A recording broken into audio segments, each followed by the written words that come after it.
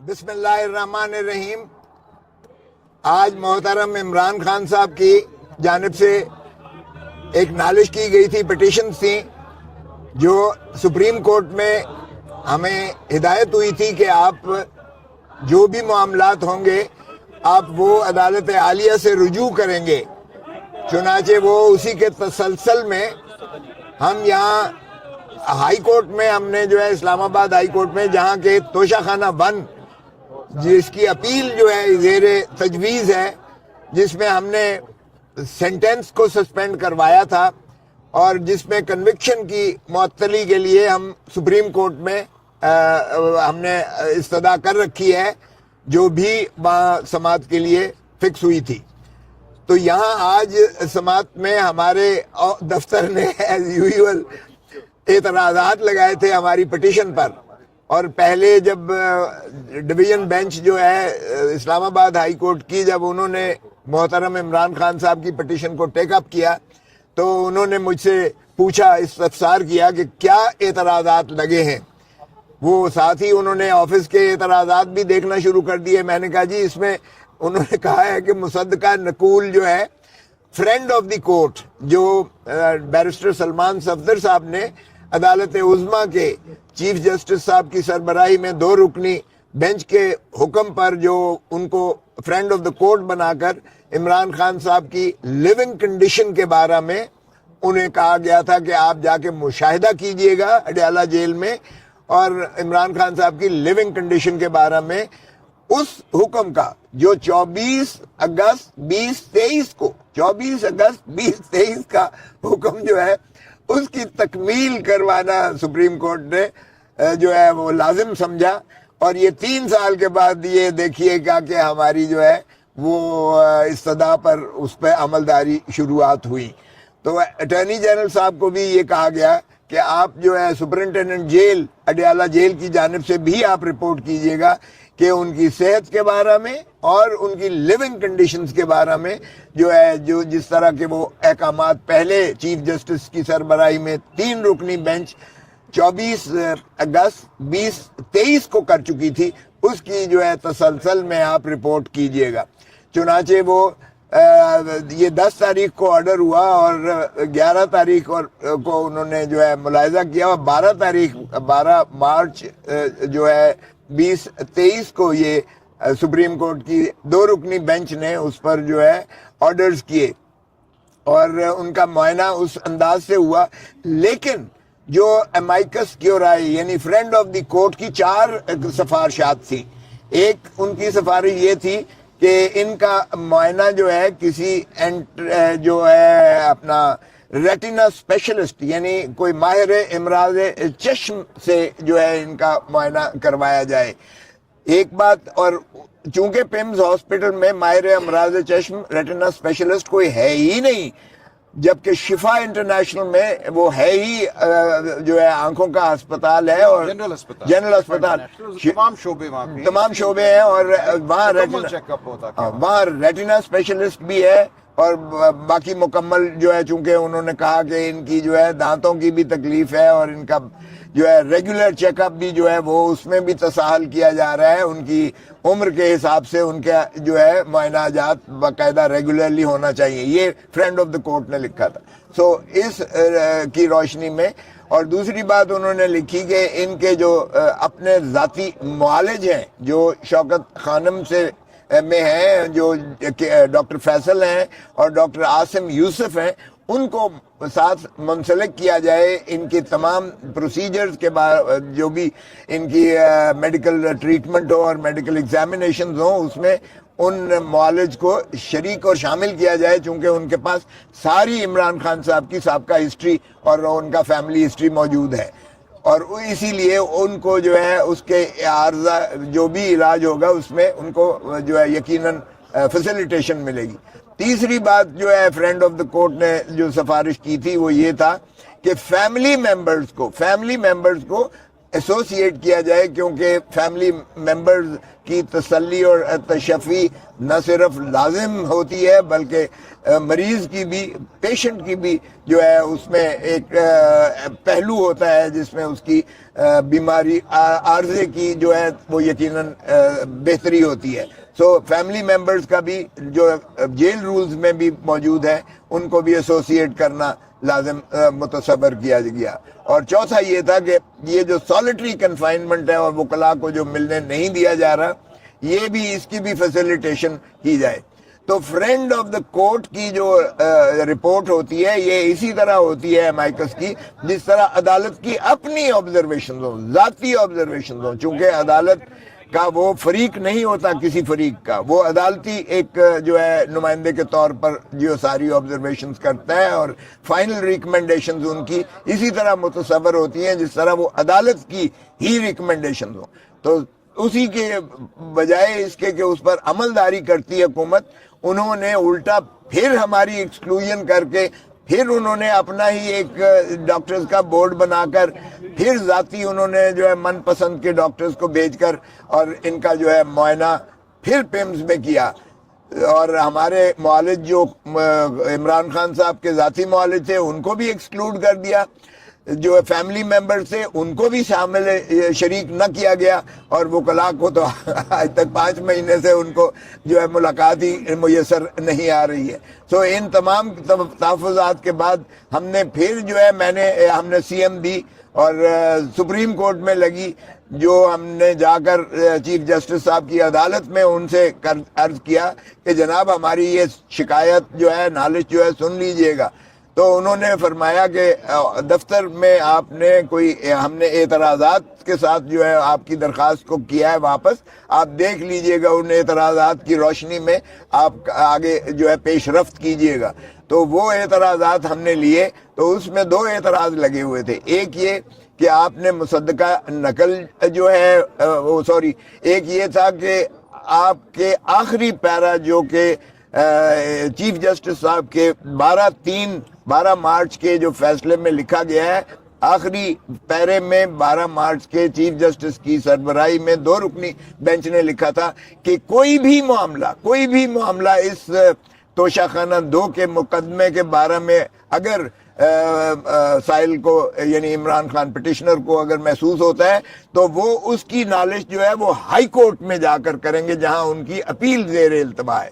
ایک یہ اعتراض تھا، اور دوسرا یہ اعتراض تھا کہ ایڈوکیٹ آن ریکارڈ کے بغیر جو ہے یہ درخواست کی پذیرائی نہیں ہو سکتی ہے. حالانکہ ہم نے یہ لکھا تھا کہ ایڈوکیٹ آن ریکارڈ اللہ کو پیارے ہو چکے ہیں، اور ہمیں چونکہ رسائی عمران خان صاحب کے ساتھ نہیں دی جا رہی ہے، اس لیے ہم نیا وکالت نامہ لے کر ایک ایڈوکیٹ آن ریکارڈ نیا جو ہے وہ رکھنے سے قاصر ہیں، مانے ہیں. تو اس وجہ سے اس لیے خیر انہوں نے کہا کہ ٹھیک ہے، آپ ایڈوکیٹ سپریم کورٹ ہیں، آپ کی طرف سے دائر ہو چکی ہے، لیکن پہلا جو ہے اعتراضات کی روشنی میں آپ ہائی کورٹ میں جائیے گا. چنانچہ اسی کی تکمیل میں ہم آئے تھے، اور آج میں نے یہی عرض کیا کہ جناب یہ جو ہے زندگی جو ہے ہر چیز پر سبقت لیتی ہے، زندگی بنا صحت کے وہ جو ہے بے معنی ہوتی ہے. اس لیے ان کی صحت کے عارضہ جات جو ہیں ان کو جو ہے تشفی اور تسلی سے کرائی جائے، کیونکہ نہ صرف یہ کہ ان کی پارٹی کے لوگ، نہ صرف یہ کہ وہ فیملی ممبرز، نہ صرف یہ کہ پاکستان کی عوام، بلکہ اوورسیز پاکستانی جہاں بھی ہیں ان کی وہ سراسیمگی کے عالم میں ہیں. حاکم بدین خدا نہ کرے کہ ان کی داہنی آنکھ جو ہے جس میں ان کی بینائی کو اکتوبر 2025 سے ان کو جو ہے دھندلاپن نظر آ رہا تھا، وہ کہیں ضائع نہ ہو جائے، چونکہ یہ پھر ایسا ناقابل تلافی نقصان ہوگا جس کا کوئی ازالہ دنیا میں نہیں کیا جا سکتا ہے. سو اس پر پارٹی کی اپنی جانب سے بھی، وکلاء کی جانب سے بھی، فیملی ممبرز کی جانب سے بھی، اور چونکہ سب سے بڑی پاکستان کی پارٹی ہے اور عمران خان لوگوں کی دلوں کی دھڑکن ہے، 80% سے زیادہ لوگ جو ہیں ان پر اعتماد کرتے ہیں. سو اس طرح سیمگی سے اگر آپ نے قوم کو اور ملک کو نکالنا ہے تو خدا را آپ ان کا جو ہے ایک تو فوری طور پر ہم نے یہ استدعا کی تھی کہ انہیں شفا انٹرنیشنل میں داخل کیا جائے، شفٹ کیا جائے، نمبر 1. اگر اخفاء مقصود نہیں ہے کسی چیز کا یا ہو بھی تب بھی اس کا کوئی جواز نہیں بنتا ہے.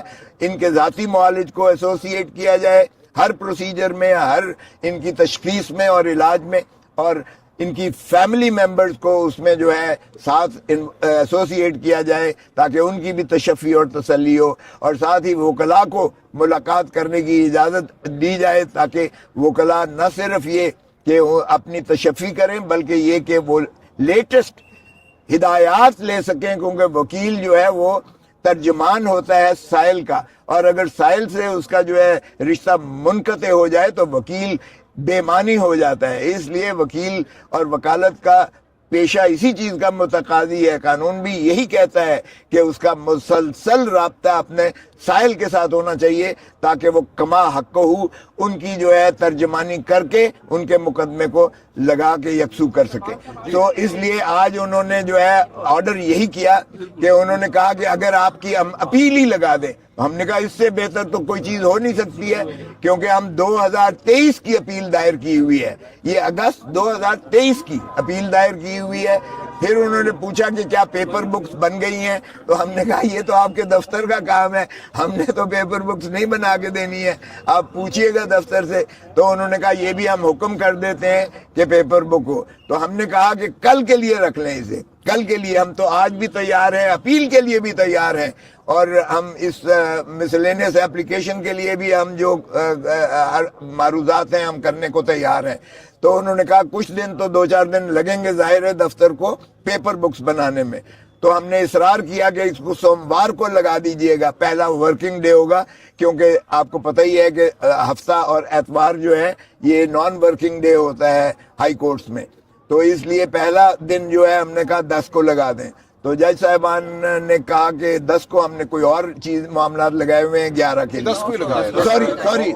سوری 10 کو لیے پھر انہوں نے لگا دیا 9 کی بجائے، منڈے کی بجائے ٹیوزڈے کو لگا دیا انہوں نے.